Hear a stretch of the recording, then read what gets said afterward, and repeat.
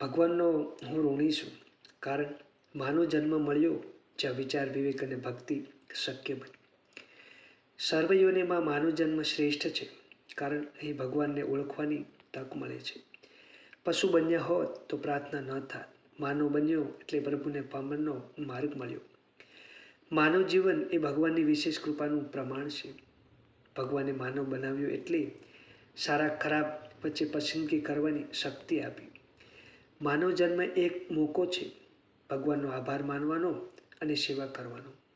જે માનવ જન્મને વ્યર્થ કરે છે તે ભગવાનની કૃપાને અવગણે છે. ભગવાને મને માનવ બનાવ્યું એટલે આત્મ ઉન્નતિનો અધિકારી આપ્યો. સર્વયોનિમાં ભટક્યા પછી મળેલો માનવ જન્મ અમૂલ્ય ખજાનો છે. માનવ જન્મ એ ભગવાન તરફ જવા માટેનું સોપાન છે.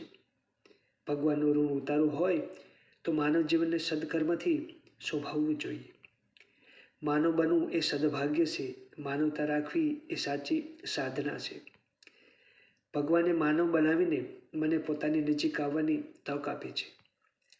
માનવ જન્મ એ જવાબદારી છે સારા કર્મોથી જીવન જીવવાની. જે માનવ જન્મ બનીને પણ દયા ન રાખે તે જન્મને અર્થ ગુમાવે છે. ભગવાને માનવ બનાવ્યો એટલે પ્રેમ, કરુણા અને ક્ષમા શીખવાની તક આપી. સર્વયોનિમાં માનવ યોનિ શ્રેષ્ઠ, કારણ અહીં ભક્તિ ફળ આપે છે. ભગવાનનો આભાર માનું છું, કારણ કે માનવ બનીને ભગવાનનું નામ સ્મરણ કરી શકું છું.